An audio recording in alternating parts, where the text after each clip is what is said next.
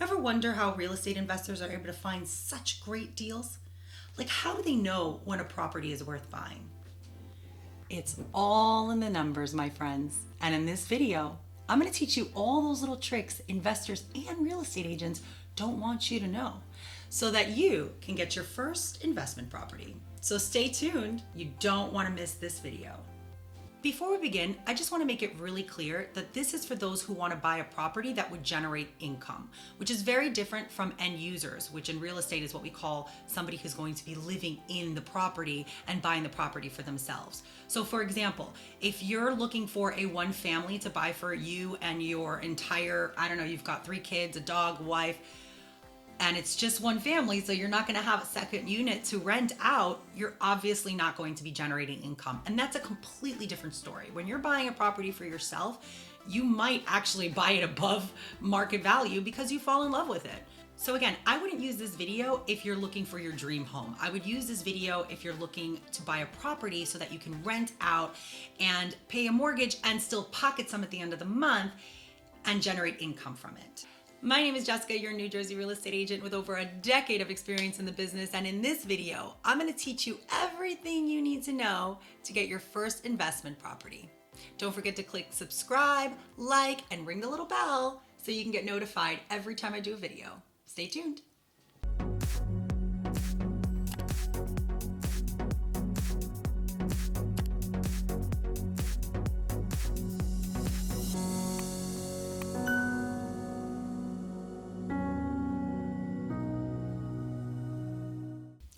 Let's start with the harsh reality, which is that 95% of properties on the market are going to suck.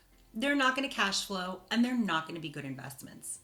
But it's also true that any property could be a good investment for the right price.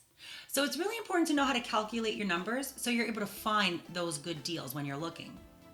Now stay with me, guys. We're about to do some numbers here, so it might get a little boring, but I promise I will do my best to make this as interesting as possible for you. And remember, if this were easy, everybody would be doing it. But trust me, this is where money is made, guys. So get ready, because we're going to crunch some numbers. Okay, so first things you'll need to figure out are how much money you're putting down, what's your mortgage, what is the rate, and the term for that mortgage, which I would hope is a 30-year fixed rate. Now, for investment properties, lenders tend to want to see 20% down. That's kind of the least you can put when you're buying a second property or if you're doing conventional loan. So for the sake of this math, we're going to be doing 20%. And I'm going to work off of one of my listings, which is on the market right now because I am familiar with it. It's a 2-family on Palisade Ave here in the Jersey City Heights for $895K. And the top floor is rented for $2,200, and I'll tell you why that's important in a minute. So let's get to it. You'll need to download this app that I love to use called Mortgage Calculator, really self-explanatory. It also can be pulled up on the website at mortgagecalculator.com. And there's an app that a friend of mine also created called PropCheck, which was based off of a mortgage calculator, but with more features. So check that one out too, because you might like that one more. Okay. So I'm going into my app right now, as you can see here on the, I'm going to move over a bit, right side or left side, depending on how this looks on your screen. But yeah, so you're going to see it right here, and I'm pulling up Mortgage Calculator. You can see that some of the numbers are already there for you. I have $869K for the property's price. The down payment I put was 20%, which is $173,800. We're going to do a 3.5% rate, keeping in mind that that's the rate for primary loans. Investment loans will be a little higher, but we're assuming this is your first property. 30-year fixed rate, and the taxes on the property are $12,300. Insurance in New Jersey is about $1,000 a year, so we're gonna put $1,000 in here. It could be less, could be more, but for now we're just gonna do $1,000. HOA fees, that's for condos, it's a maintenance fees. We don't have that, this is a 2-family. So as you can see here at the top, we have the monthly estimate right there for you. You might also have to calculate some random expenses. I mean, if the house has a yard, gardening, shoveling, maintenance, anything like that, if you want a super for the building. So you would have to calculate that as well, unless you're going to take care of the property yourself. And the other thing you'd want to consider for is vacancies, so that you have a little bit of leeway in case the apartment ends up being vacant for a month or 2 or 3 in worst case scenarios, but just to be prepared for that. So for that, I'm going to put in an extra $150 a month. So we're looking at about $4,250 a month on mortgage. So whatever you rent those properties for is going to have to add up to more than that amount. That's it. Plain and simple. Now with this property, the upstairs unit is rented for $2,200 a month. The downstairs is a duplex, which is going for about $2,600 right now. We could get more, but there's a lot going on with COVID. So I'm going to just say $2,600 to be safe. If we were to do the math on $2,600 plus the $2,200, we're looking at $4,800 a month. Is that a good investment? Yes. I mean, you're definitely paying off the mortgage, so it pays for itself. You're not generating a ton of cash flow, but what's important to remember for this property is that it's actually not renovated or up to date. So if you were to renovate the apartments, that would also bring up the rental value and you could potentially get more.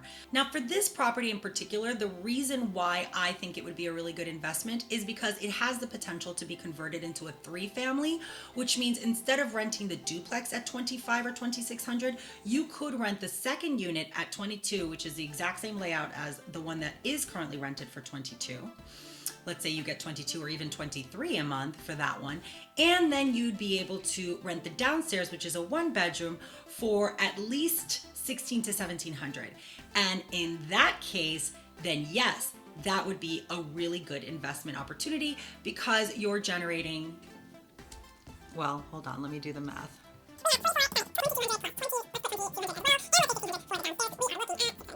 So we're looking at roughly $6,000, where your mortgage is still $4,200 a month, let's say, right? So $6,000 minus $4,200 a month, you are making about $1,800 a month from that property. And that, my friend, is how you find your first investment property.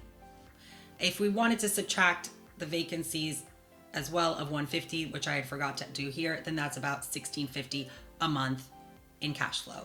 $1,650 times 12 is close to $20,000 a year. So there is a quicker way of doing this math. A lot of investors use this method when they're out and about and they're on the go, and they'll just plug in the numbers really quick to get something that's called a cap rate.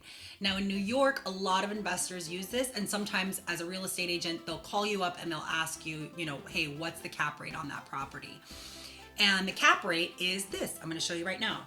Basically, I'm just going to put up here the calculator for you so you can take a look, and just using the simple calculator that comes with the iPhone, and I'll show you how we do the cap rate. So the cap rate is basically you're going to get the income that the property generates and divide it by the purchase price. So let's say in the case that we're not converting this property, still sticking with Palisade, the listing that I have, if we were to just buy it and leave it the way it is and just rent out the one that's vacant, the duplex, for $2,600, that would be $2,200 for the upstairs, plus we have $2,600 for the downstairs duplex, and that is $4,800 a month. Now, if we divide that by 12 for the year, that's $57,600. And that amount we're going to divide by the purchase price. And that is how you get your cap rate. So if we bring over the decimal? I had a weird moment there. Decimal. If you bring over the decimal 2 spots over, that would show us that we have a 6% cap rate. So this 6% is a little lower. Investors try to have 8, 9, 10, 12 even. But in areas like Jersey City, it's obviously going to be impossible to find cap rates at 12 or anything crazy like that. So 6% is actually not bad for Jersey City. But if we were to convert them into 3 families, and I just want to do that math so you can see how it would be different in that case, we would have $2,200 for the top floor, $2,200 for the middle floor, and as I said before, $1,600 for the bottom floor, which again, I think we could get more, but we'll just do $1,600 for now. That's 6,000 times 12 for the year, 12 months in a year, 72,000. Now 72,000 divided by the purchase price of 869, we have a cap rate of 8%. So that is a lot better. In terms of investment in Jersey City, 8% is a fantastic cap rate.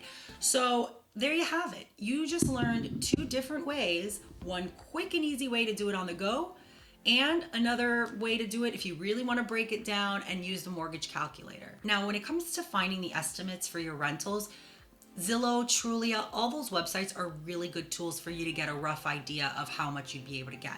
Remember to make sure to look at properties that are the same in numbers of bathrooms, numbers of bedrooms, and if it's updated or not. You know, I mean, if one place looks luxurious and the place you're buying is not, then obviously don't compare those. So try to find something similar on Zillow or Trulia to get a really good idea of what your property would rent for. The other thing you could do is reach out to your agent and ask them to send you comps. Comps are comparables, and basically what they'll do is they'll go on MLS and they'll look at what was rented near your property within the last 3 months. Places that look similar to yours in style, number of bedrooms, as I said before, all of those things.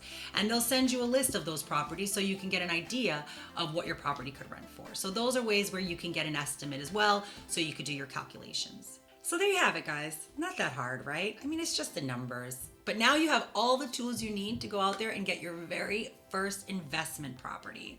And remember, you might not find it within the first weeks or months. It might take a little while because there are not a lot of properties out there. If 95% of them on the market are gonna suck, you know you're gonna need to do a little work to find that right property.